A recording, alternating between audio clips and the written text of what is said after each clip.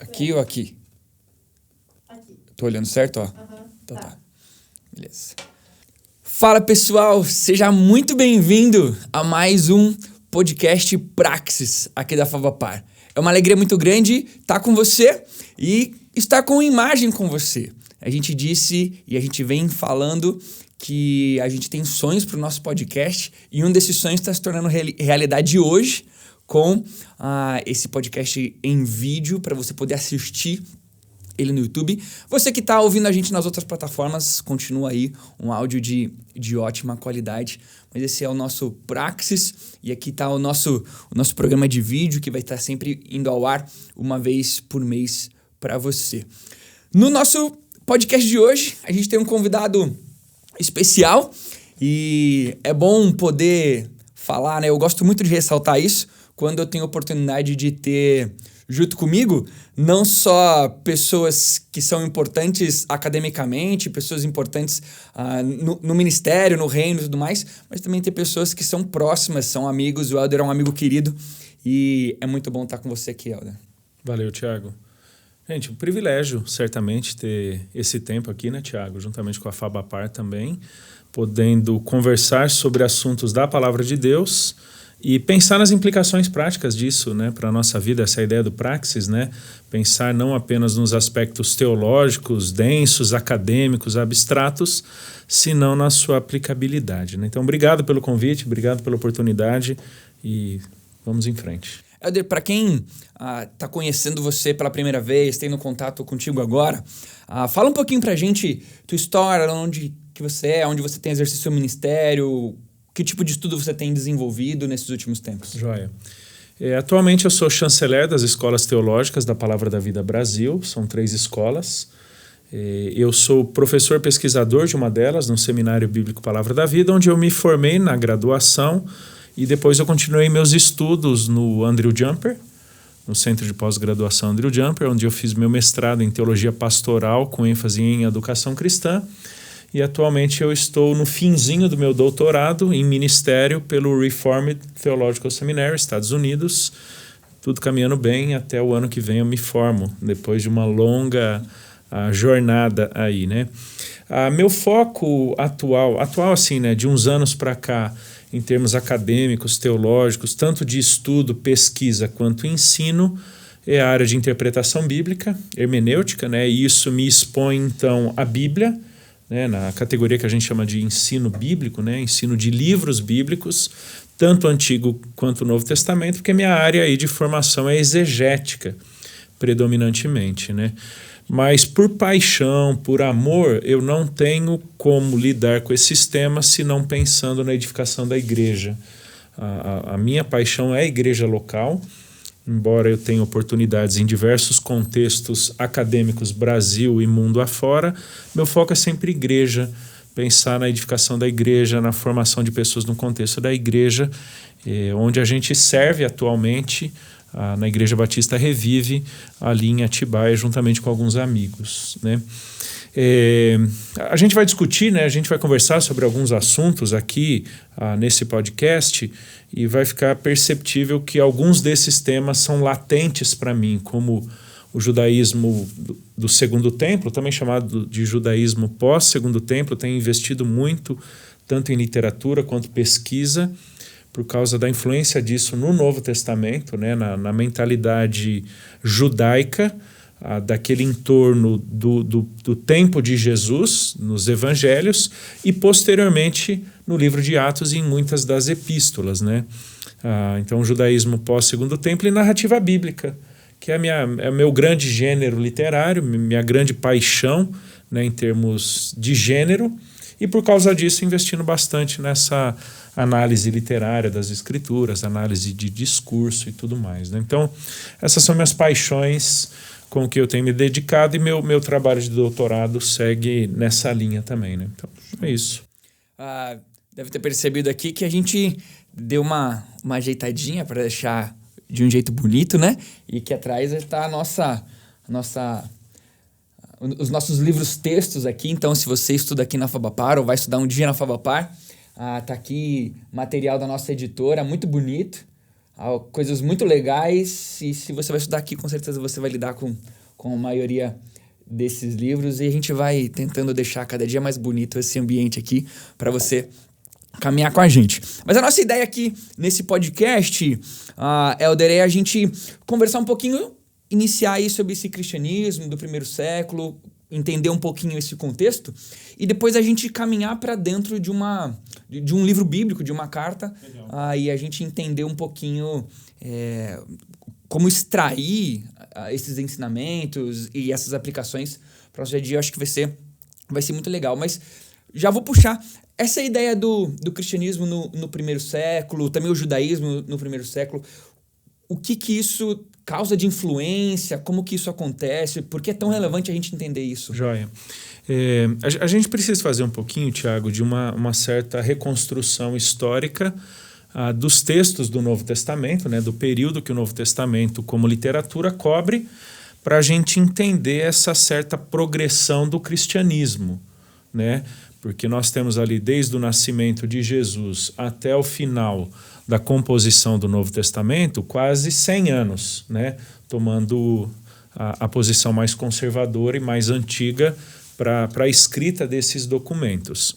Se você for pensar em termos de desenvolvimento de uma ideia e formação de um grupo, é um período muito curto, diferentemente do judaísmo do Antigo Testamento, que nós passamos a usar o termo judaísmo basicamente do século V, início do 4, antes de Cristo para cá. Não existia judaísmo antes do cativeiro babilônico, né, do período exílico. Nós chamaríamos de religião de Israel no Antigo Testamento, o povo de Israel, adoração a Deus de Israel no Antigo Testamento, mas não chamaríamos de judaísmo. Mas ainda assim estamos pensando em talvez 2000 anos de história de desenvolvimento do judaísmo até chegar no início do Novo Testamento, diferentemente do cristianismo. Às vezes parece que as coisas começam no Novo Testamento, né? Pega todo o contexto de Jesus. O contexto de Jesus está ali, quando ele nasceu. Isso. Não, o contexto de Jesus tem 2000 anos de história. Perfeito. 2000 anos de desenvolvimento teológico, desenvolvimento social,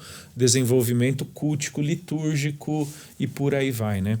Então, se você for pensar, é um tempo bem curto e há uma intensidade imensa no Novo Testamento nesse desenvolvimento, né?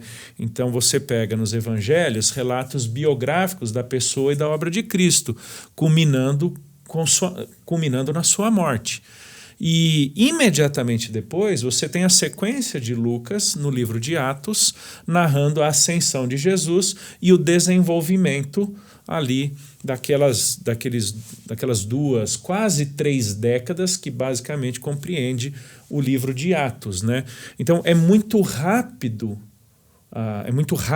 a narração desse desenvolvimento do cristianismo. Por quê? Você pega no início de Atos, você tem um grupo de discípulos que, entre aspas, né, vem dos evangelhos, né, depois da ressurreição de Jesus, que estão reunidos, aqueles crentes reunidos, e então começa a acontecer aquilo que Jesus havia dito, que quando ele subisse aos céus, ele enviaria o seu Espírito, que os capacitaria para o testemunho da fé, que capacitaria aqueles discípulos e demais gerações a pregarem a mensagem da salvação. E mensagem essa que está muito clara no livro de Atos, né? Cristo, Filho de Deus, morto por nossos pecados, ressuscitado ao 3º dia para a nossa justificação, para a nossa redenção, né? E o livro de Atos, então, cobre um período aí de 25 para 27 anos, né? A gente termina Atos com Paulo preso, ali em Roma, perto aí do ano 58, né, depois de Cristo, e você já tem dezenas de igrejas formadas, né? Você tem dezenas de comunidades cristãs estabelecidas, tanto em Israel, né, principalmente ali Jerusalém, quanto nos vários países, digamos assim, ou nas várias regiões, desde o norte da África, quando, por causa da perseguição em Atos, tanto de Saulo, quanto posteriormente, um pouco já mais depois, da parte de Nero, na década 8. Isso, Atos 8 é bem emblemático para isso, né? E posteriormente com Nero. Então você tem alguns judeus cristãos descendo para o norte da África, onde já existiam comunidades judaicas muito fortes, mas muitos outros indo para a região da Europa, bem como da Ásia Menor, onde nós já tínhamos comunidades judaicas muito fortes. Tanto é que quando você transiciona do final do Antigo Testamento para o Novo, nesses quase 4 séculos de história, você tem muita comunidade judaica fora de Israel, fora da Judéia e da Galileia, né? E essas comunidades, elas são centros próprios de pensamento, de adoração, de ensino, de produção teológica do judaísmo. Então é natural que, por causa de algumas das perseguições de Nero, que começam ali no ano 63, 64, e posteriormente a destruição, né, de Jerusalém com Tito no ano 70, que então esses judeus, inclusive os convertidos, emigrassem para essas várias regiões onde já existiam comunidades judaicas, né, que são chamadas no Novo Testamento de dispersão. Né? Não é um termo neotestamentário em termos de origem, né? Não é o Novo Testamento que cria, como, por exemplo, Tiago fala, né, as 12 tribos da dispersão. Pedro escreve para os crentes judeus na Capadócia, na Galácia, no Ponto, na Bitínia, que eram então comunidades judaicas. Né? Normalmente, então, quando a Bíblia vai tratar dessa dispersão, não é qualquer cristão, tem mais uma característica de judeus convertidos. Perfeito.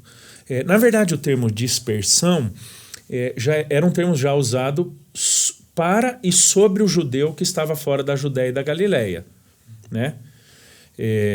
Que é uma dispersão que vem desde lá de trás. O livro de Reis narra sobre a dispersão das tribos de Israel. Posteriormente, Jeremias vai nos falar sobre a dispersão das tribos do sul, né, principalmente ali de Judá, por causa da invasão de Nabucodonosor no início do século 6 a.C., que faz então com que tenha mais judeu fora de Israel do que dentro. A Mesopotâmia, né, onde, por exemplo, a Esther se encontra, né, e também norte da África e mais para cima na Ásia, é onde mais tem judeu. Né? Os hebreus estão ali. Então essas comunidades, elas são formadas e estabelecidas, e ainda que Judá tenha voltado do exílio, né, ali no final do século 6, quando há a rededicação do templo, digamos assim, ou dedicação do templo por Esdras, mais ou menos no ano 516 a.C., muitos desses judeus não voltam, porque eles não viram toda a glória que eles esperavam ver pós-reedificação do templo por Esdras, começando com Zorobabel, né, no primeiro retorno. Então, esses judeus, eles ficam espalhados pelo mundo. E são nessas comunidades que o pensamento judaico se desenvolve. E então, Tiago, podemos começar a falar de judaísmo. Uhum. Então, o judaísmo, enquanto religião distinta, começa a se formar nesse pós-Segundo Templo. Tanto é que, academicamente, a gente chama de judaísmo do Segundo Templo ou judaísmo pós-Segundo Templo. Né? Uma coisa que é legal, que eu queria entender um pouquinho, é essa realidade dessa mudança que existe no Novo Testamento, desse judaísmo junto com esse cristianismo, porque uma frase que é comum a gente dizer, né? Porque a gente tem que ser como a igreja de Atos 2. Só que muitas vezes essa... não é mutação, mas essa...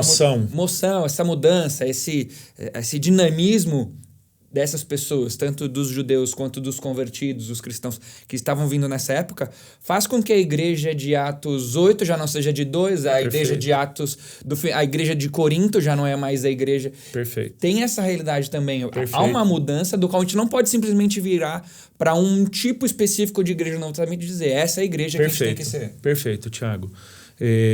Então, né, essas comunidades judaicas espalhadas são aquelas para onde aqueles judeus convertidos do Novo Testamento começam a fugir, digamos assim, por causa das perseguições, que são justamente nos lugares, ou os lugares por onde Paulo e outros apóstolos posteriormente passam a pregar o evangelho e essas igrejas são estabelecidas. Né? Eu tranquilamente diria o seguinte, Tiago, nós podemos falar de uma igreja neotestamentária, mas nós também deveríamos falar de igrejas do Novo Testamento. Por quê? Porque você tem igrejas de origem judaica e você tem igrejas de origem gentílica. E você tem, eventualmente, igrejas que têm dentro de si os dois grupos. Né? Podemos falar também do cristianismo. As que dão briga, que tem dois grupos. Você tem essa tensão bem latente em todas as cartas, só que algumas são muito mais evidentes, né? Tipo Gálatas, Romanos tem muito disso, não é por acaso que o tema da justificação pela fé seja forte ali. Você tem Tiago, tem um pouco dessa tensão. Pedro, eu vejo essa tensão, principalmente 1 Pedro, quando, embora escrevendo para os crentes eleitos judeus nessas várias regiões, especialmente na transição do capítulo 3 para o capítulo 4, para mim fica muito evidente que era uma comunidade gentílica também. Uhum. Poderia ser de predominância judaica, mas ela já tinha uma presença gentílica bem significativa. Né? Então, quando a gente fala, né, temos que voltar a ser a igreja de Atos 2, isso é simplesmente impossível. E eu diria que não é nem o propósito de Deus que voltemos a ser a igreja de Atos 2, por diversos motivos. Tanto em termos históricos, ali você tem uma igreja que está surgindo e nem surge ainda com a mentalidade estruturada que nós temos depois das cartas de Paulo, tanto as eclesiásticas quanto as pastorais. Liderança, né? Isso, exatamente. Você não tem isso. A turma ainda se reunia no templo. Então, se queremos voltar a ser igreja de Atos 2, a gente tem que voltar a se reunir no templo. Isso não faz sentido. Até porque, naquele contexto, o templo ele permitia a reunião de grupos de origem judaica para vários outros motivos. Né? E o povo continua, os crentes ali continuavam adorando a Deus, cantando ao Senhor, celebrando as suas festas e estudando a palavra de Deus. Por quê? Porque era no templo que o texto estava. Né? Nós já tínhamos sinagogas, as sinagogas elas se proliferaram tremendamente a partir do século 2, 3 antes de Cristo, mas o povo ainda ia para o templo. Né? Então, em termos históricos, você não tem como reviver aquilo. Né? Em termos teológicos também não, porque ao longo do livro de Atos, né, nessas quase 3 décadas, né, nessa mudança, essa moção do judaísmo para o cristianismo, as coisas não são tão tranquilas, mas elas são significativamente emblemáticas. As distinções elas vão sendo marcadas com o passar do tempo, como sendo desenvolvimentos do cristianismo enquanto grupo próprio. Eu vou usar um termo aqui, não é dos melhores, mas comunica, enquanto religião própria, distinta do judaísmo. O próprio judaísmo da década de 70 começa a passar por algumas mudanças ao ponto de posteriormente ser chamado de judaísmo talmúdico ou rabínico, distinguindo-se do judaísmo do Segundo Templo. E o cristianismo ele passa por esses desenvolvimentos teológicos, formais, eclesiológicos, que o distinguem significativamente dos judeus. Ao ponto de, no final de Atos, né, ano 55 aí para frente, já está claro para o Império Romano que judeus e cristãos são distintos. E até interessante, Tiago, os termos que são usados em Atos para retratar os cristãos. Primeiramente não é cristão, né? Primeiramente os discípulos, os do caminho, os irmãos, posteriormente cristãos, que é um termo que Pedro vai usar em 1 Pedro capítulo 4, por causa do nome de Cristo, né? Então nós vemos em Atos um desenvolvimento todo próprio da identificação do cristão, né? Como distinto do judeu enquanto religião, não em termos étnicos, né? Até porque aquela primeira geração de crentes é basicamente de judeus, né?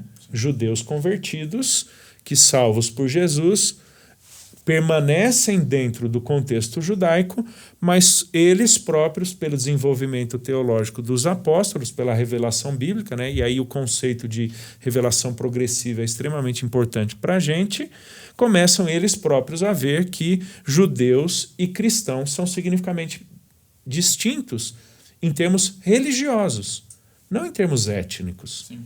Né? Tanto é que o próprio Paulo ele continua praticando algumas coisas pertinentes ao judaísmo que o caracterizavam como povo judeu.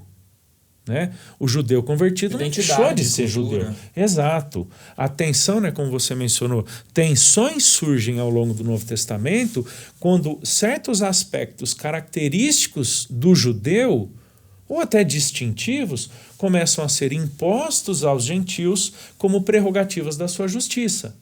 Ou seja, se você não praticar isso, se você não fizer isso, você não é aceito, você não é justo é muito aplicativo diante de Deus. Dias de hoje, né? Completamente. Eu vejo que todos nós, seja em termos denominacionais ou eclesiásticos locais, seja em termos teológicos ou de usos e costumes, todos nós temos a séria tendência de dogmatizar preferências, práticas ou conceitos teológicos, em que qualquer coisa distinta daquilo não é válida. Qualquer coisa diferente do que eu creio não é certo. Logo, todo mundo que não pensa assim está fora. Né? Eu até brinco com os meus alunos que heresia é tudo que você pensa diferente de mim. Né? Então, heresia é tudo que o outro pensa diferente de mim. Lamentavelmente, Tiago, é para esse ponto que a gente levou. Né? Então, o que é boa espiritualidade? Espiritualidade é o que eu faço. Né? Minhas práticas, meus costumes. Eu posso praticar uma espiritualidade diferente da sua. Isso, né? E para mim, a minha é melhor. E eu não deixo de ser espiritual se você vive a sua. Mas entendeu? Mas o que é infelizmente natural? Parece que nós fomos ao longo do tempo nos apartando da teologia bíblica, dos referenciais bíblicos da vida com Deus, para então tornarmos ritualísticas algumas práticas. E isso nos leva de volta ao judaísmo do Segundo Templo. Né? Quando essas várias comunidades espalhadas pelo mundo de então fazem com que tradições rabínicas surjam.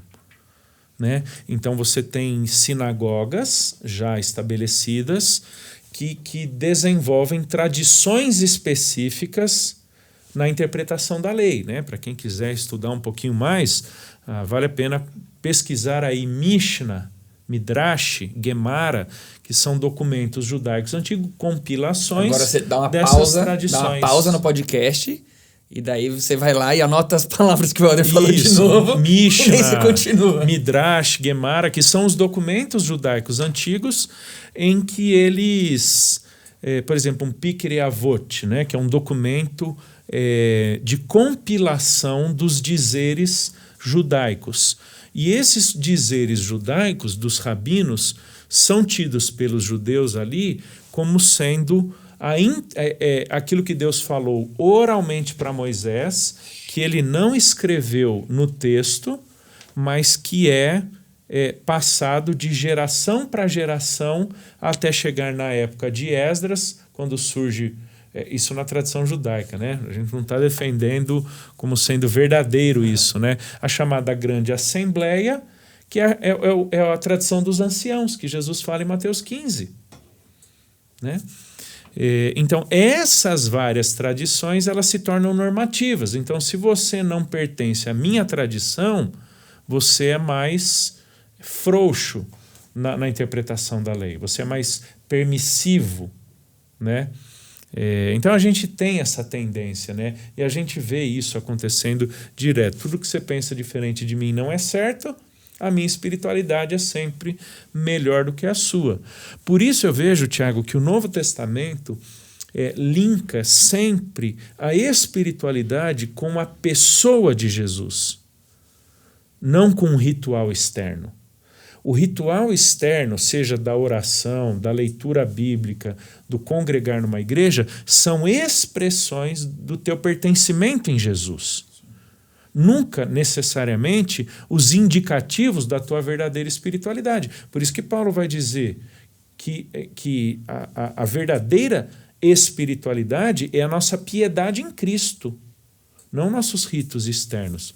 Tanto é que Jesus combate, né, os fariseus ali em Mateus 15, e Paulo vai combater muito esse grupo também ao longo de Atos, dizendo, vocês me honram com os lábios, mas o seu coração está distante de mim. Quando você volta para o texto de Isaías que Jesus cita, Deus está dizendo, vocês oferecem sacrifícios, vocês fazem as orações, respeitam os jejuns e as festas. Ou seja, ritualisticamente falando, está tudo certo. Mas o coração de vocês está distante. Como que a gente pode tentar colocar isso de uma maneira mais palpável, Helder, na importância de olharmos para o texto bíblico? Esse contexto do cristianismo, do judaísmo, até dos cristãos da década de 60 ali, como que isso influencia? Entender esse primeiro momento que a gente teve no podcast, influenciar na leitura bíblica, né? Talvez até a gente já possa até ir brincando com um texto bíblico que a gente vai lidar hoje, que é a carta de 1 Pedro. Legal. O que isso, no sentido bem acadêmico mesmo, isso é importante para a gente olhar para a Bíblia dessa maneira? Joia. Na medida, Tiago, que esse café é bom, hein? Muito bom. Você sabe qual é? Eu sei. Esse aqui é um catuai amarelo moca. Muito bom. Por que você sabe qual que é? É porque eu que torro esse café. Eu sou mestre de torra também, além de teólogo, né? Não podia faltar um café aqui hoje. Um café que ele mesmo torrou. Isso aí. Tiago, então, na medida que você tem um desenvolvimento e um prevalecimento dessa mentalidade judaica ao longo do primeiro século, e a primeira geração de crentes vem do judaísmo, essa turma carrega para dentro do cristianismo e da igreja essa sua forma de pensar, né? Por isso que Paulo lida com um grupo que nós conhecemos na teologia como dos judaizantes. Pedro se deixou levar por alguns desses, ao ponto de Paulo, como Gálatas 2 fala, né? Ao ponto de Pedro ser confrontado fortemente por Paulo. Para mim, essa é uma das cenas mais cotidianas de uma família que existe, é quando Paulo chega. Pedro vai dar aquela desviadinha, não sei o que, aí Paulo dá aquela lambada em Pedro, mas assim, na geral, assim. Tipo o aluno na sala de aula que tá conversando e o professor, tipo, dá aquela humilhada. Eu diria uma boa humilhada, né? Necessária, eventualmente, né? Entendeu? Então, Pedro se deixou levar por essa mentalidade judaica separatista de judeu e gentil. Como assim, gentios participando conosco das mesmas promessas de Deus? Tanto é que há um episódio emblemático, Tiago, em Atos, que é de Atos 10, a conversão de Cornélio. No capítulo 8 a gente já tem dos samaritanos, né? Mas a do capítulo 10, ela é emblemática pelo seguinte. O eunuco, exatamente. Né? Ali em Atos, a transição de Atos 9, né? Então você tem em Atos 10 Cornélio sendo salvo pelo Senhor pelo ministério de Pedro, juntamente com outros judeus, e o texto nos diz o seguinte, que quando eles viram, Pedro e os que estavam com ele, a conversão de Cornélio e as experiências posteriores, eles, judeus, diante de um gentil prosélito, conectam aquilo com o que eles experimentaram em Atos 2. Está dizendo, com os gentios aconteceram a mesma coisa que aconteceram conosco lá atrás. Ou seja, essa turma aqui está participando do mesmo reino, do mesmo querigma, né, da mesma mensagem proclamadora da salvação em Jesus do que a gente lá atrás. E quando a gente chega em Atos 15, que tem aquele concílio, né, dos vários presbíteros e apóstolos, já está claro, os gentios são igualmente participantes conosco da mesma graça de Deus em Cristo Jesus. Né? E as tensões elas começam a surgir por causa disso. Por quê? Porque muitos desses judaizantes, alguns deles eu diria até bem intencionados, mas com péssimas realizações, outros muito mal intencionados, que o Novo Testamento os chama de falsos mestres ou falsos profetas, e é aí que a gente chega na década de 60, né, como você mencionou, dentro da qual 1 Pedro se encontra, juntamente com 2 Pedro, Judas e Hebreus, que é uma década, Tiago, extremamente desafiadora em muitos sentidos. Primeiro, você já tem um cristianismo significativamente desenvolvido. O livro de Atos já terminou, isso quer dizer que aquelas muitas igrejas sobre as quais Atos fala já estão fundadas. As cartas de Paulo predominantemente enviadas, você tem talvez ali uma primeira, segunda carta de Paulo para ser escrita, mas então você já tem um cristianismo distinto do de Atos 2, muito bem estabelecido, já muito emblemático em termos das suas convicções, bem como de suas práticas. Né? Mas a década de 60, ela traz os seguintes desafios, Tiago. Há uma certa contrapartida judaica nessa tentativa de judaização do cristianismo, digamos assim, um retorno para o judaísmo por meio de falsos mestres. Tanto é que 2 Pedro e Judas lidam frontalmente com esses falsos mestres. E a gente tem, talvez 1 ou 2 anos antes desse início da década de 60, 1 e 2 Timóteo. Tá? Talvez anos 55, aos 60 e pouquinho ali, né? Um lequezinho de alguns poucos anos, em que Paulo fala, tanto na primeira quanto na segunda carta de Timóteo, sobre falsos mestres. 1 João fica longe disso? Um pouco mais. 1 João já está um pouco mais distante. Fala do anticristo que surge no meio da comunidade. Né? Pelo conteúdo de 1 João, tanto no capítulo 1 quanto o capítulo 2, você já vê alguns desenvolvimentos chamados docéticos, né? De influência mais grega, que a gente já vê embrionariamente em Colossenses, que é uma carta bem antes, né?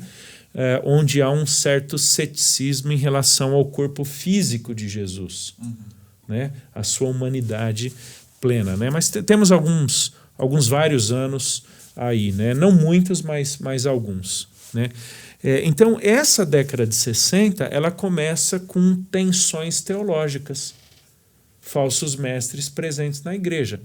E é interessante, Tiago, que são falsos mestres que se infiltram perversamente. Não é gente com equívoco teológico.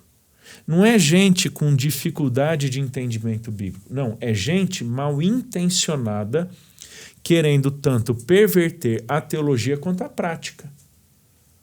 Né? Então, a década de 60 começa assim, com problemas teológicos dentro da igreja.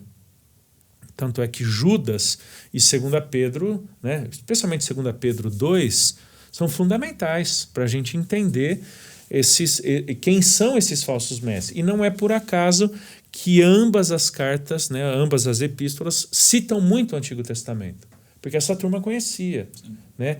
Então, e até interessante, Tiago, Hebreus, 1 e 2 Pedro, Judas e Tiago, embora Tiago seja bem antes, né, vou ficar com Pedro, Judas e Hebreus. Eu quase falei que era Paulo, mas eu me segurei. É mais brincadeira do que realmente acredite. Né? Mas são cartas de um profundo conhecimento teológico do Antigo Testamento. Né? Um pequeno parênteses, né? A teologia neotestamentária, ela é veterotestamentária. Você tem desenvolvimentos de certas novidades. mas não de radical descontinuidade, né? Eu tenho uma tendência muito mais continuista do que descontinuista entre Antigo e Novo Testamento, né?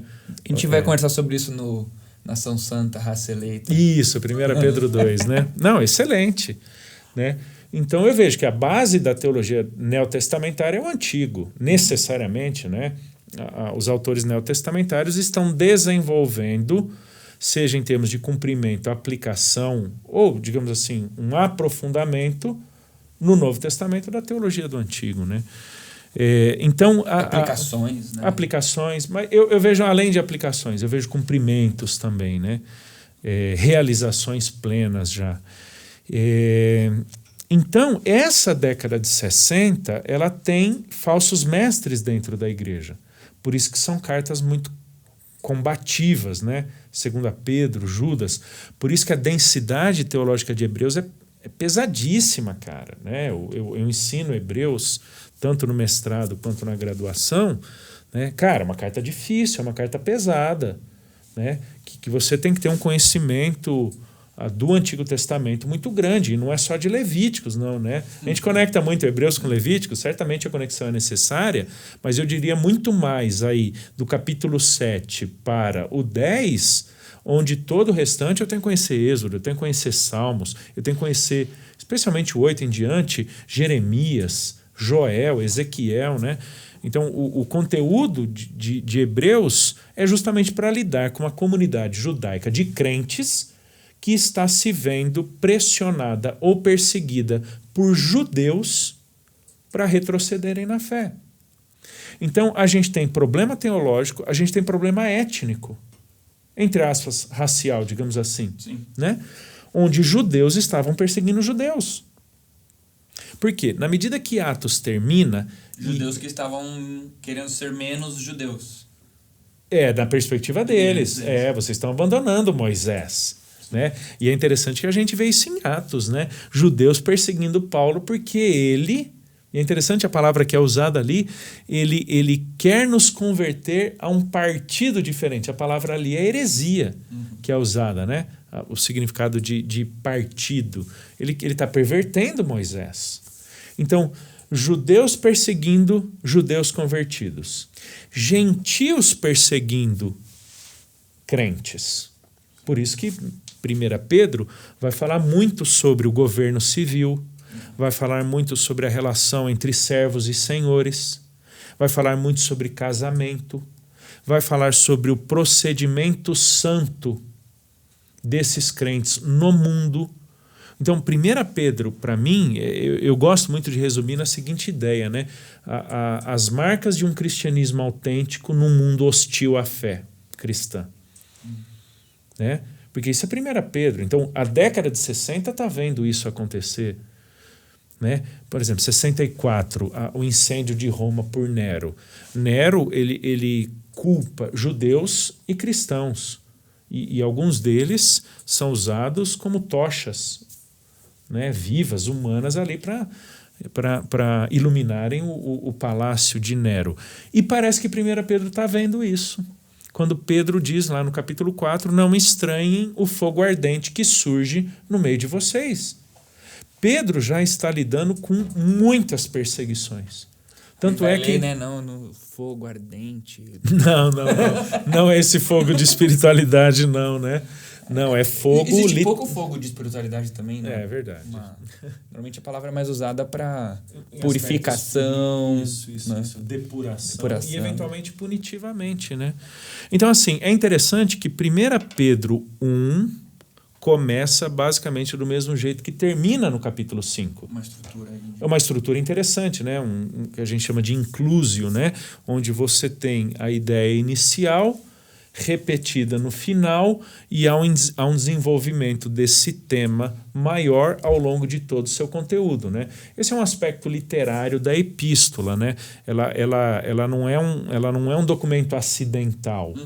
Ela é estruturada, exato, ela foi planejada, ela foi estruturada para isso, né? Não é por acaso também que talvez o coração da carta ali no capítulo 2 e posteriormente repetido no capítulo 3, seja esse Jesus sofreu para nos deixar exemplo. Ele sofreu em nosso lugar.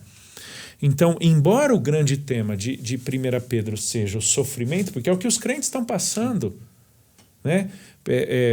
Profeticamente, Pedro está vendo Roma, né? Profeticamente não quer dizer que ele viu Roma. A gente encontra esse eco em 2 Pedro, Judas e Hebreus, esse sofrimento. Certeza. Tiago também citou, né? Isso. Galera, João vai falar um pouquinho também, né? Então, assim, é uma década muito difícil para o cristianismo, que termina com o incêndio de Roma, né? Com a destruição de Jerusalém, do templo, e aí a debandada geral. Isso não tem tanta implicação sobre o cristianismo, mas só para a gente ver que é uma década de perseguição a toda religião não romana. Sim. Tanto é que depois da década de 70 começa-se uma certa perseguição mais intencional, estruturada contra o cristianismo da parte dos imperadores romanos, né? Então, assim, 1 Pedro é absurdamente atual para nós. Como ser cristão autêntico num mundo hostil à fé cristã. 1 Pedro começa com essa ideia da santidade, né? Sede santos porque eu sou santo, né? Joia, perfeito. Ele vai trazer o mesmo eco no final da carta, né? Mas mostrando, olha, no ambiente onde vocês estão, não importa se estão longe de Jerusalém, se vocês... A santidade, o ser santo continua mesmo. Perfeito. Inclusive é uma citação, né? Perfeito. É interessante que Pedro, e depois ele vai usar também na sua segunda carta, ele tem uma expressão muito legal, Tiago, que é a expressão procedimento, conduta. Há uma preocupação em Pedro para que a conduta dos crentes evidenciasse o pertencimento deles a Jesus.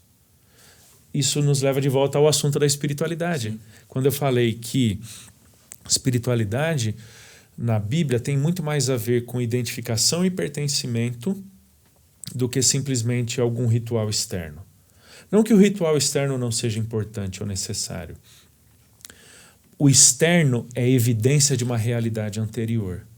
Por isso que 1 Pedro começa falando aos santos e eleitos, né? Principalmente aos eleitos forasteiros. Ou seja, Deus vos escolheu para estarem numa determinada realidade, serem participantes de uma determinada realidade que então determina absolutamente todo o restante. Ou seja, nossa santidade vivencial é evidência ou demonstração de nossa santidade posicional. A ideia de Efésios ali, né? Olha, vocês são tudo isso, do capítulo do 1 ao 3, porque vocês são tudo isso, façam isso. Isso, perfeito. Por isso que o capítulo 1 de 1 Pedro é uma grande exposição cristológica. A densidade cristológica é impressionante. Deixa eu fazer um pequeno parênteses aqui, Tiago. A maioria das vezes, no ambiente acadêmico, estudamos a cristologia de Paulo e não a cristologia petrina, né? Ou joanina. Né? A gente tem uma predileção por Paulo, uma predileção histórica. Né? Até porque, se não me falha a memória, pode me corrigir sem problema. Em Atos, a pregação de Paulo é maior que a de Pedro. Sim, com certeza. Quando vai analisar os discursos cristológicos de Paulo e Pedro em Atos. Verdade. Por exemplo, uma das cartas que eu mais gosto de ensinar é Judas. Né? Eu estou escrevendo atualmente um comentário pastoral em 2 Pedro e Judas. Né? Eu acho que de uns 4, 5 anos para cá, as epístolas gerais, Hebreus a Judas, se tornaram meu foco, né, do Novo Testamento aí. Porque parecem ser cartas meio esquecidas, sabe? Olha, até Tessalonicenses a gente estuda menos que Romanos. Né? Parece que a gente começa na Bíblia, Romanos, Gálatas, Coríntios, Efésios, Colossenses, Tessalonicenses, sabe? A gente dá aquela caída e parece que não tem a mesma força para chegar em Judas, né? Dá aquele up quando vai falar de liderança, né? Pega Timóteo, título. E Tito. Mas a gente não vai para 1 Pedro 5, né? A gente não vai para 2 Pedro 2, ou para Judas. A gente ensina marido e mulher em Efésios, mas não ensina marido e mulher em Pedro. Isso, 1 Pedro 5, exato. A gente ensina o cristão e a política em Romanos 13, Tito 2, mas não vai para 1 Pedro, capítulo 2. Né? Então, a gente tem muito disso, infelizmente. Né? Eu não diria que meu foco nas epístolas gerais, seja por birra. Mas eu confesso que às vezes eu tenho um pouco disso. Né? Mais ou menos assim, o que ninguém está estudando? Né? O que a gente está esquecendo? Então, vou me concentrar lá. Né? Então, né, você falou, como é que é a influência de toda essa mentalidade judaica, de mudança, como isso influencia o texto? É só a gente ler 1 Pedro e você verá que há uma preocupação em Pedro para conectar gentios cristãos com a realidade espiritual do Israel convertido. Entendeu? Ou seja, somos coparticipantes, dependemos da mesma pedra, fomos edificados a partir do mesmo fundamento. Né? Ou seja, não existem dois fundamentos. E aqui eu vejo, Tiago, uma coisa muito legal, que é a seguinte: o grande intercâmbio, ou não sei se intercâmbio seria a melhor palavra, né? Mas a grande influência de Paulo em Pedro. Pedro vai dizer em 2 Pedro 3 que ele conhecia os escritos de Paulo e os equivalia ao mesmo status de escritura do Antigo Testamento. Então, eu vejo uma influência... Teologicamente, é uma afirmação importante, inclusive. Para mim, muito. Com relação muito. Ao que é palavra de Deus. Né? Muito, muito. Né? É interessante, 1 Pedro 1 e 2 Pedro 3, juntamente com 2 Pedro 1, tem muito de bibliologia. Né? 1 Pedro 1, 2 Pedro 1 e 2 Pedro 3, que também são textos que talvez a gente lembre de 2 Pedro 1, 19 e 20, mas esquece 2 Pedro 3, 1 Pedro 1. Né? Mas assim, que eu vejo uma influência muito grande da teologia de Paulo em Pedro. Tanto é que Gálatas 2 fala que ele, Paulo, subiu para Jerusalém para se encontrar com os apóstolos e terem a certeza que o evangelho que um pregava para o judeu era o mesmo evangelho que o outro pregava para o gentil. Por isso, quando você chega em 1 Pedro 2, né, que você mencionou, e Pedro chama ali aqueles crentes, né, diz que eles são raça eleita, sacerdócio real, nação santa e povo de propriedade exclusiva de Deus, a pergunta é a seguinte: quem é essa turma? É só judeu? Porque só Israel? É só Israel? Né, o judeu convertido? Porque qualquer Bíblia de estudo que alguém tiver aí, se você for lá, tem as referências cruzadas, né, que te levam de volta para o Antigo Testamento, onde essas expressões foram usadas. Mas elas não são exclusivas do Antigo Testamento. Isso daqui volta em Apocalipse, né, para falar sobre as nações, para falar sobre o sacerdócio, volta em Apocalipse falando de todos os crentes. Ou seja, esses crentes aqui de 1 Pedro, tanto de composição judaica quanto composição gentílica, experimentam da mesma realidade em Jesus. E aí eu vejo, por exemplo, Efésios, capítulo 2, que no corpo de Cristo, na sua morte, a parede de inimizade entre judeus e gentios é derrubada. E ambos agora são feitos um único homem, um novo homem em Jesus. Olha que legal. Daí Paulo fala: o que estava distante e alheio é aproximado e inserido. Ou seja, gentios convertidos tornam-se participantes das bênçãos espirituais em Abraão. Como é que a gente vê isso, Tiago? Não é tanto o nosso propósito, isso daria um podcast todo próprio sobre em termos teológicos e históricos, tá? Abraão para judeus e gentios na Bíblia. Gênesis 12, em ti serão benditas todas as famílias da terra. Aí você chega em Romanos 4, Paulo vai dizer que os gentios são descendentes espirituais de Abraão, o pai na fé, que ele repete em Gálatas 4 e que eu vejo presente em 1 Pedro 2. Se nós somos descendentes espirituais de Abraão, herdeiros espirituais de Abraão, e Paulo vai falar isso também lá em Romanos 9 a 11, né? Quando mais especificamente ali na transição para o 11, ele fala sobre a oliveira brava, em que os gentios foram enxertados e tornaram-se então participantes da oliveira, sendo beneficiários das bênçãos de Deus a Abraão. Ou seja, gentios convertidos, enquanto salvos em Jesus e participantes da igreja cristã, são pertencentes ao povo único de Deus que vem desde o Antigo Testamento. Deus não tem dois povos, né? Você pode ter eventualmente identidades distintas desse povo único. Por exemplo, judeus e gentios. Uhum. Mas enquanto povo de Deus é um só. E aí pouco importa se é homem e mulher, servo ou senhor, bárbaro ou judeu, né? Pouco importa. Povo único de Deus. É por isso que, então, eu entendo que Pedro tem toda a tranquilidade de, baseando-se na teologia do Antigo Testamento, chamar todos os crentes, todos, inequivocamente, judeus ou gentios, de raça eleita, sacerdócio real, nação santa, povo de propriedade exclusiva. Até a ideia de povo de propriedade exclusiva está presente em Paulo. Tito capítulo 2, verso 14, né? Dizendo que Cristo entregou-se a si mesmo a fim de remir-nos de toda impureza e criar para si mesmo um povo exclusivamente seu, né? Então, assim, eu entendo e defendo as distinções entre Israel e igreja, né? Não como povos distintos de Deus, mas como tendo facetas ou aspectos distintos em termos de promessas, em termos eventualmente de alianças, né? Não que a igreja não participe das alianças que Deus fez com Israel no Antigo. Até a nova aliança somos beneficiários por causa do que Deus fez com Israel. Sim. A davídica, para mim a abraâmica também, né?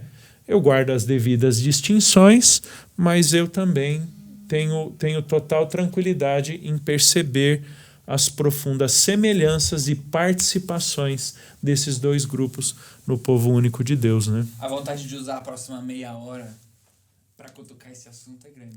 Mas vamos fechar aqui um negócio que é interessante desse capítulo 2, Helder, que é o seguinte. Ele diz lá no 2:2, desejai ardentemente como crianças recém-nascidas o genuíno leite espiritual. Isso que a revista atualizada traz, né? Mas é interessante como a gente é incentivado no ambiente cristão, talvez acho que é Hebreus, né? Se não me falha a memória, a não ficar no leite espiritual, a querer mais. Por curiosidade, como que a gente resolve essa tensão aí? É pra gente buscar o leite ou não é pra gente buscar o leite espiritual? A gente tem que entender, Tiago, em que consistia o crescimento ou progresso na fé dos primeiros crentes. Primeiro, ninguém tinha Bíblia em casa. A gente esquece isso, né? Pessoas foram ter Bíblia em casa de uns séculos para cá, né? De pouco tempo para cá. Hoje cada um tem no aplicativo. Naquela época, o estudo bíblico, né? O seu aprofundamento bíblico-teológico estava circunscrito a algumas poucas oportunidades. Né? É por isso que a igreja era muito frequente, inclusive. Porque você quer estudar a Bíblia, você tem que ir para a igreja. Porque é onde a gente tem uma carta de Paulo, algumas porções do Antigo Testamento, né? E até essa progressividade ao longo do primeiro século, né? Já que hoje tem Bíblia em qualquer lugar, não precisa ser tão frequente na igreja assim. Você entendeu? Em que a gente torna, né? Por que ir para a igreja se eu posso fazer sozinho em casa? Mas existe uma realidade eclesiástica do estudo bíblico que eu não posso fazer sozinho, né? Definitivamente. Então, Tiago, a gente vê muito os autores do Novo Testamento exortando, incentivando essa busca pelo conhecimento bíblico-teológico. E aqui, genuíno leite espiritual, lida basicamente o mesmo termo que Paulo usou em Romanos 12, culto racional.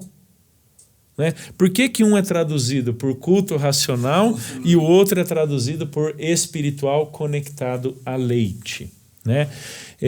E a gente vai ver em Hebreus 5, né, que fala sobre o leite para as crianças e o alimento sólido para os adultos.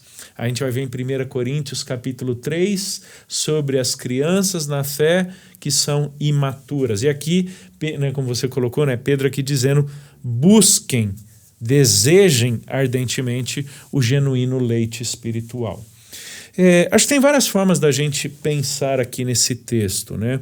Talvez alguns deles fossem novos convertidos. E aqui tem uma tensão imensa, Tiago, que Hebreus lida muito, mas muito mesmo, e para mim é assim que a gente tem que entender Hebreus 5 na transição para o 6. Como novos convertidos, embora vindo do contexto judaico do antigo, eles na verdade vinham da tradição do judaísmo do Segundo Templo. E o judaísmo pós-Segundo Templo não é necessariamente fiel ao Antigo Testamento. Não é, definitivamente. Eles criam leis e explicações à lei como desdobramentos da lei, mas que, na verdade, distanciava o povo da lei. Né? Por isso que Jesus vai dizer, né, vocês pregam doutrina de homens. Né? Vocês afirmam algumas coisas, vocês erram por não conhecerem as Escrituras nem o poder de Deus. Imagina um judeu escutando isso, Tiago. Como assim a gente não conhece as Escrituras? E é muito interessante, né? Como é bem uma característica do judeu conhecer a Escritura. Muito. Mas qual Escritura? Pela Era ótica. quase uma... Sim, eu sei que não dá pra gente tratar a questão cinematográfica, né? Mas aquele seriado The Chosen, né? Trata muito essa realidade de como... eu conheço bastante. Eu não conheço. Era um diálogo entre ali no seriado... O fato de um conhecer muito, eu não tive essa oportunidade, o outro não, ele sabe de cor e salteado. Né? Exatamente. E eles sabiam mesmo. Só que eles sabiam de qual perspectiva? Aquela que não culminava em Jesus. Aquela que não realizava-se ou cumpria-se em Jesus. Né? Por isso que Hebreus vai começar como? Tendo Deus outrora falado muitas vezes e de muitas maneiras, hoje nos fala pelo Filho. Ou seja, o culminar da revelação profética é o Filho. Existe uma nova lente. Né? Isso, exatamente, que o judeu de tradição segundo templo, né, do judaísmo segundo templo, não tinha. Então, essa turma, à semelhança de Hebreus, tem que desejar ardentemente, zelosamente, dedicadamente, né, ansiosamente pelo genuíno leite espiritual, pelo alimento que faz sentido. Que essa é a ideia, né? É logikon, que é traduzido por espiritual. Por quê? Por causa da linguagem que vai falar depois de casa espiritual, sacrifício espiritual. Então, digamos assim, na tradução aqui há uma certa harmonização de linguagem, mas a expressão é o genuíno leite que sustenta e faz sentido. O leite não no sentido de infantilizar, mas o leite que é essencial da mãe para o filho. Né? Isso, e no sentido de que apresenta as verdades do Evangelho para vocês. Né? Por quê? Porque pela lente do judaísmo do Segundo Templo, vocês não estão enxergando direito. Né? Lembra que Jesus fala em João 5? 5, acho que é o 5, né? Vocês leem as Escrituras porque julgam encontrar nele a vida, mas a vida está em mim. Logo, as Escrituras dão testemunho de mim. Né? Só que vocês não viram isso. Vocês não amaram a vida. Vocês amaram as trevas. Então, o judeu não lia o Antigo Testamento por ele mesmo.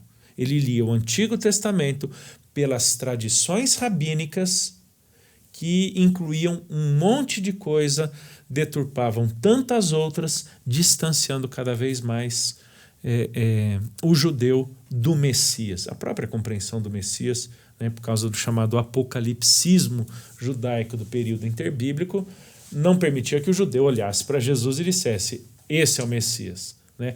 Então, o genuíno leite espiritual que aponta para Cristo, é isso que eles têm que procurar. Então, leite aqui não é usado num sentido pejorativo. Pelo contrário, busquem aquilo, né? Porque ele fala como crianças recém-nascidas. Talvez alguns fossem novos convertidos, alguns estavam ganhando essa nova lente e, portanto, precisando rever sua teologia. Eu fico pensando, Tiago, os choques teológicos que devem ter sido para Paulo, para Pedro, para João, para Tiago, né? Para todos aqueles que foram criados no judaísmo estrito, aprendendo agora sobre a fé em Jesus, sobre a liberdade cristã, sobre o cumprimento do antigo em Jesus e por aí vai. A inserção dos gentios na comunidade da fé, beneficiários das promessas de Deus, das alianças e por aí vai. Isso, com certeza deu tela azul ali no judeu, sem dúvidas, entendeu? Mas vocês têm que buscar esse leite, porque agora a gente vai ler diferente. A gente vai entender diferente. Agora vai dar sentido real para essas coisas, né? Uma coisa legal que eu acho que também é bem atual, você falou, né, que 1 Pedro tem essa característica atual de ensino, é essa relação do leitor da carta com obedecer às autoridades, né? Até, inclusive, dando o relato de escravos obedecerem ao seu senhor, mas espera aí, a Bíblia, ela aprova a escravatura, incentiva. Por que não tinha vamos abolir isso? Uma perspectiva meio abolicionista, isso, né? Então, essa questão... Até porque, se eles estavam espalhados, os leitores dessa carta, eles tinham diferentes autoridades para obedecer. Ok. Posso estar... É isso aí, né? isso aí. Então, inclusive, é um ensinamento. Várias instâncias de autoridade, isso, né? Verdade? Um obedecer a algo ali, o outro, uma obediência de casa, né?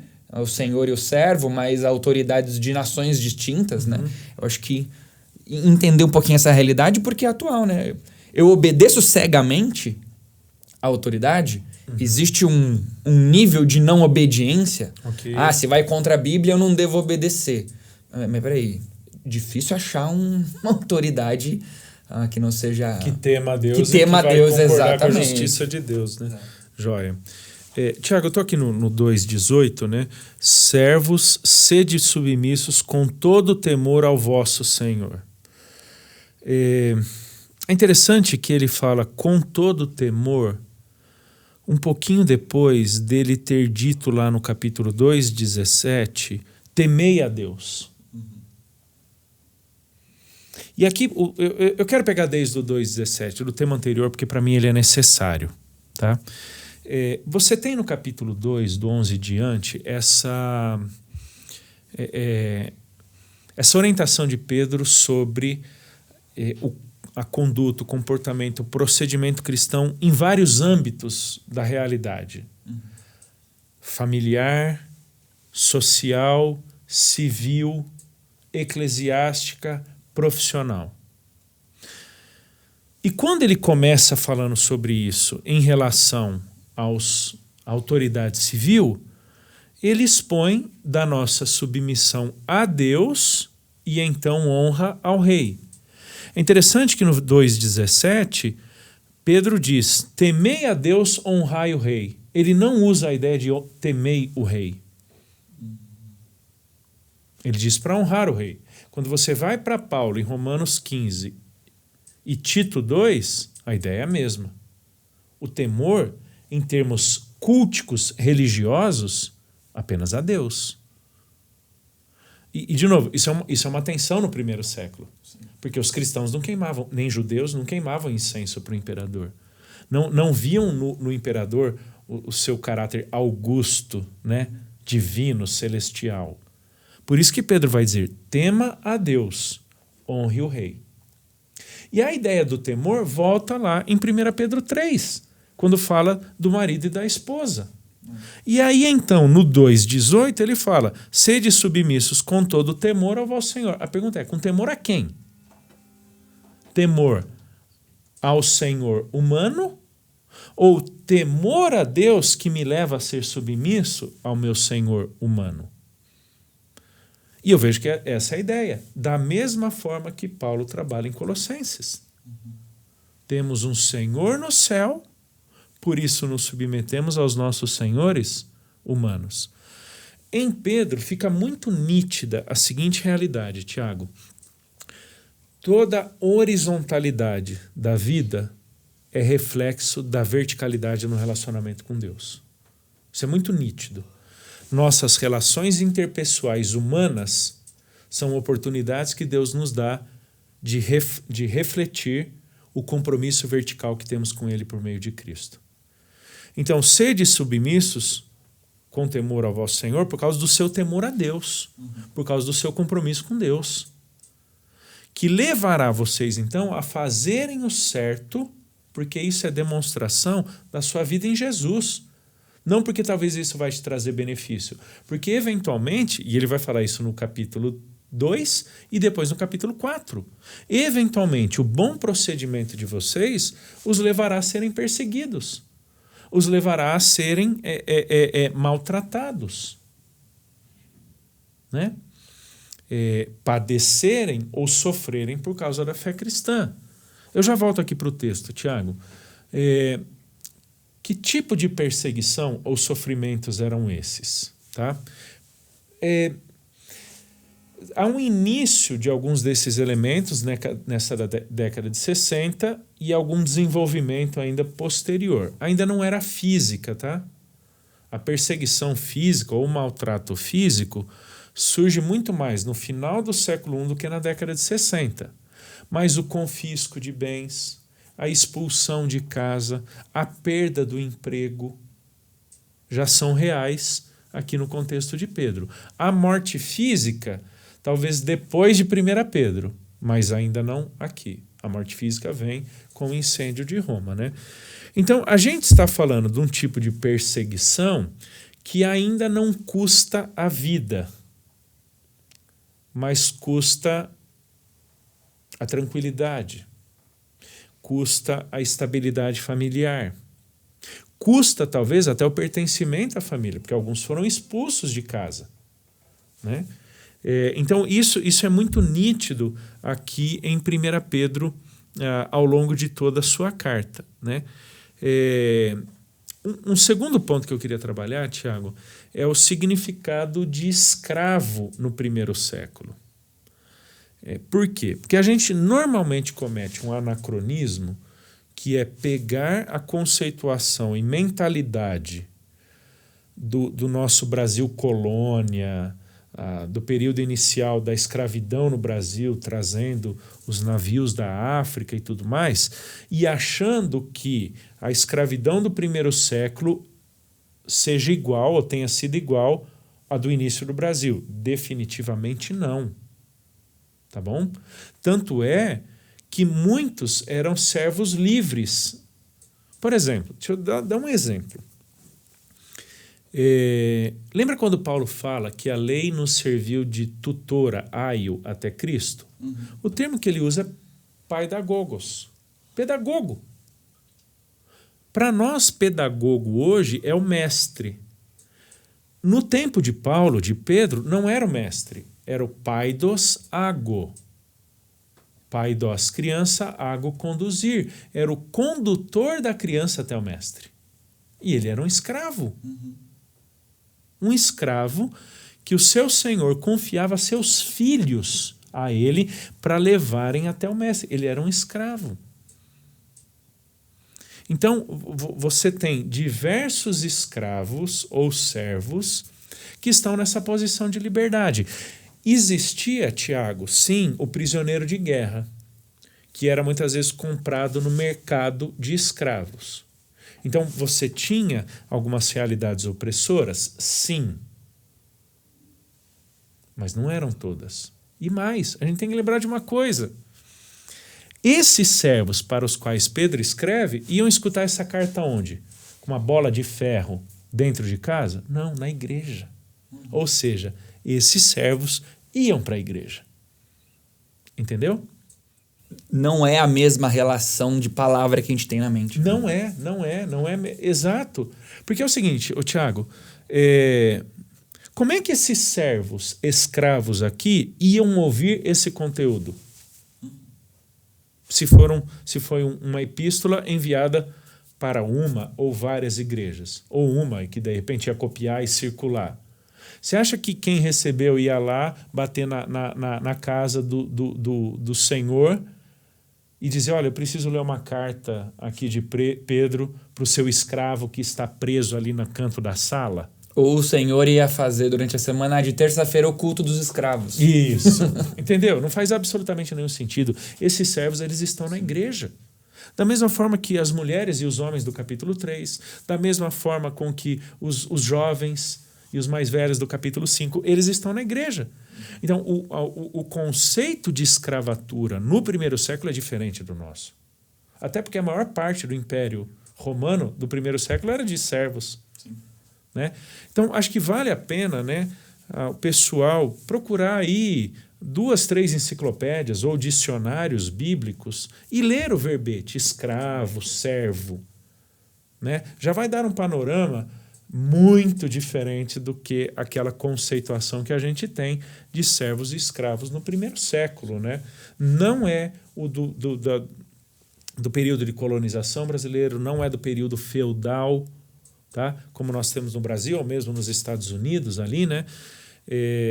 Mas então isso é um ponto importante para nós, entender a realidade distinta de escravidão do primeiro século para a nossa escravidão no Brasil. Terceiro ponto, Tiago, olha o verso 20. Pois que glória há se pecando e sendo esbofeteados, por isso os suportais com paciência.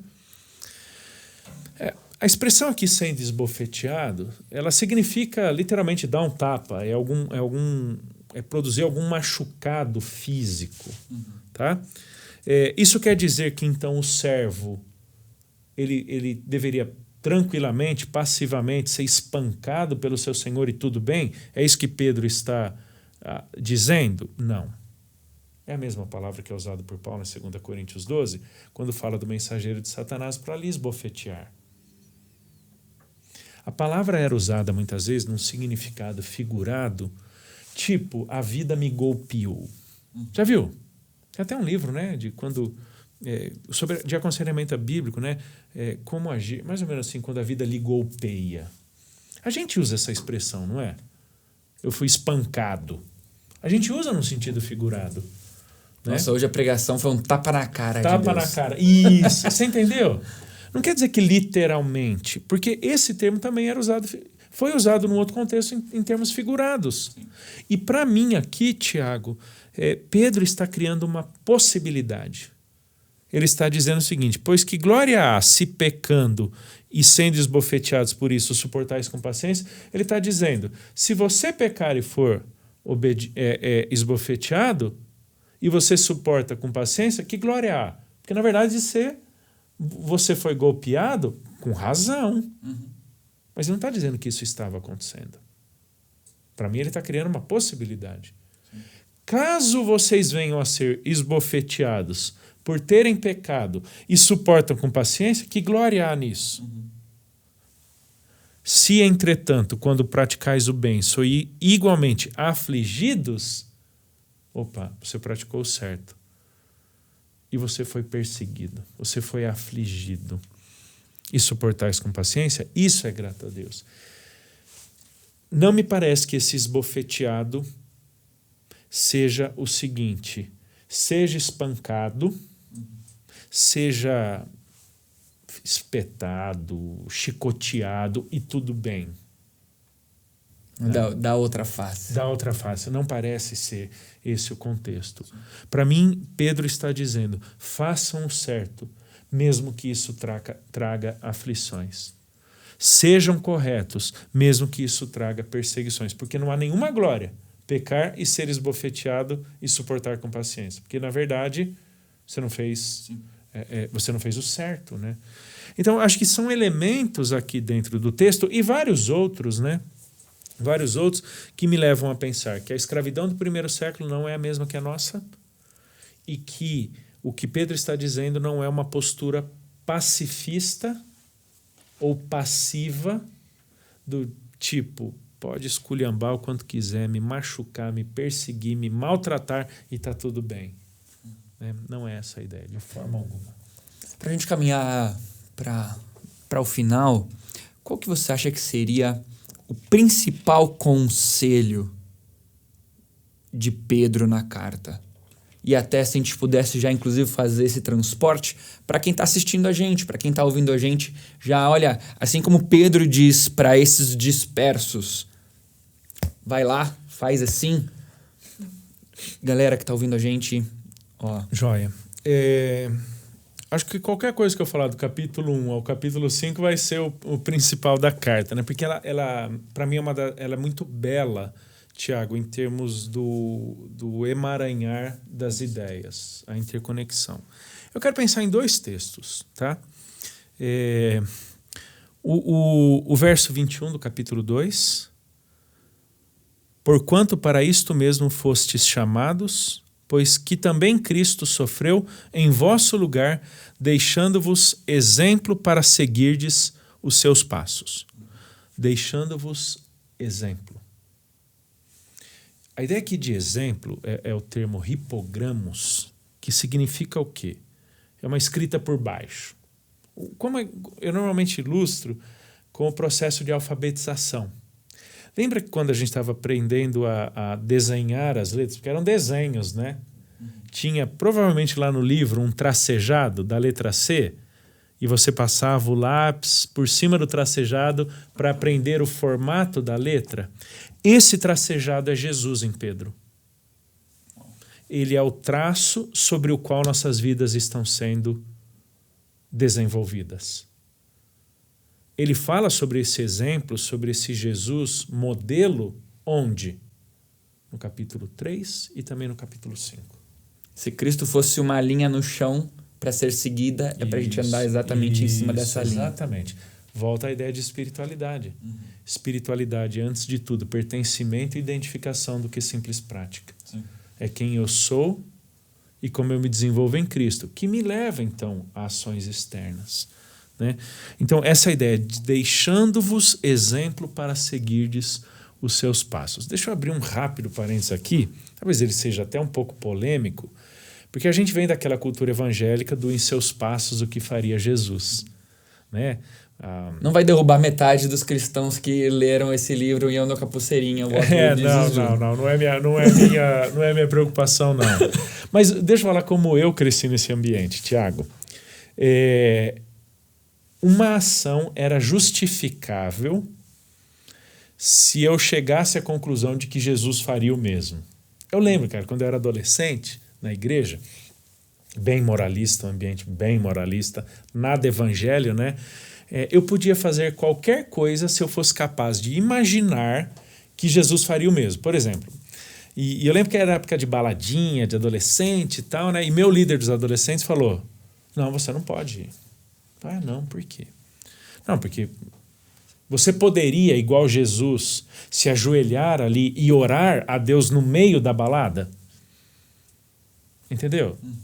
Ou seja, se Jesus não faria, eu também não faço. Curiosamente, Jesus comeu com pecador, conversou com prostituta, entendeu? Então essa ideia, se Jesus faria, eu faço. Se Jesus não faria, eu não faço. Essa não é a ideia aqui. Até porque Jesus não veio para te deixar um código moral. Tá bom? Ele veio, e aí o capítulo 3 é importante, ele veio para morrer no lugar de pecadores. O justo no lugar do injusto. Por causa de quem somos nele e por causa de nossa identificação com ele, então o meu procedimento tem que ser evangélico. Né? O viver de modo digno do evangelho. Onde é que Pedro vai desenvolver isso? Quem sabe num próximo bate-papo, 2 Pedro. Visto que já nos foram doadas todas as coisas que conduzem à vida e piedade. Quem é a vida e piedade na Bíblia? É Jesus. Ou seja, já nos foram doadas todas as coisas que desenvolvem a nossa vida em Cristo. Né? Então, esse verso aqui para mim é muito importante. Por quê? Porque eu tenho que pastorear a igreja, né? Pensar aí nos pastores, nos líderes. Eu tenho que pastorear a igreja de acordo com o Supremo Pastor. Né? O modelo do Supremo Pastor. Minhas relações interpessoais têm que exemplificar o quê?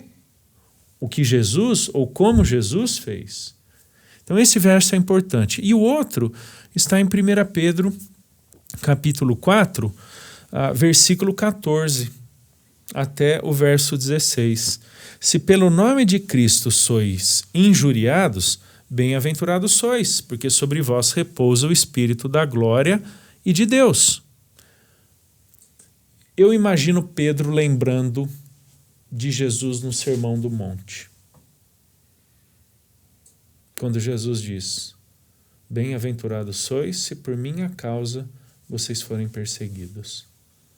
Eu imagino Pedro lembrando de Jesus no cenáculo, lá, né, João 13 a 17, quando ele diz: se o mundo vos odeia, é porque ele primeiramente me odiou. Se o mundo vos persegue, é porque ele primeiramente me perseguiu. Se pelo nome de Cristo sois injuriados, bem-aventurados sois. Verso 15. Não sofra, porém, nenhum de vós como assassino, ladrão, malfeitor ou quem se intromete em negócios de outrem. Olha que bonito agora, Tiago. Mas se sofrer como cristão, não se envergonhe disso. Antes, glorifique a Deus com esse nome. Tiago, vira e mexe me perguntam. E dá aquela mudada, né, do nome, agora ele usa o cristão, não mais judeu, gentil. Isso, exatamente, exatamente. Vira e mexe me perguntam, né, qual a melhor designação para nós? Evangélico, crente? Eu continuo achando que seja cristão. Por mais que o termo no Brasil seja aplicado há muitas outras religiões e tradições opostas à fé cristã do Novo Testamento, ainda assim para mim é melhor. Porque o termo cristão me liga a alguém, não a algo. Não é? Nome de Cristo, como cristão, glorifique a Deus com este nome. Cristão me liga a alguém, não a uma simples doutrina. A doutrina de Cristo nada mais é do que a expressão textual da sua pessoa e da sua obra. A expressão textual depende de alguém. Quem é esse alguém? Cristo. Então, o meu cristianismo, ele não é genuíno ou real porque eu professo um credo ou uma confissão ou subscrevo uma declaração de fé. O meu cristianismo é autêntico, é genuíno por causa da minha identificação e pertencimento a alguém. No caso, a Cristo Jesus.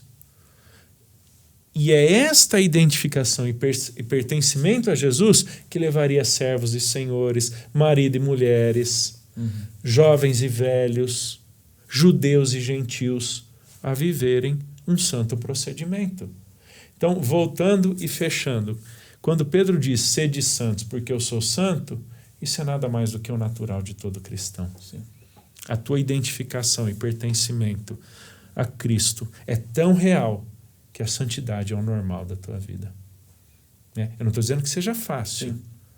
mas a santidade é o normal. Deus não se surpreende com a nossa santidade, porque ela é a evidência mais natural de pessoas salvas e redimidas por Jesus. Né? Claro, precisamos ser exortados, precisamos perseguir isso, mas cada vez que a evidenciamos, não pegamos Deus de surpresa.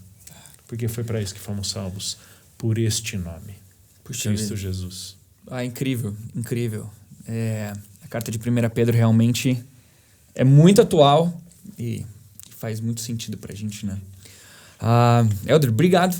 Obrigado mesmo por esse tempo, obrigado por estar com a gente aqui, por se dispor a gravar, por compartilhar um pouquinho daquilo que você tem se dedicado no estudo há muito tempo, né?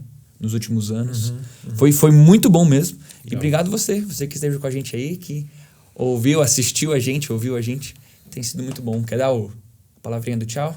Não, acho que é isso. Agradecer também pela amizade, pelo companheirismo, a oportunidade aqui na faculdade, né? Na Fabapar, de poder compartilhar um pouquinho.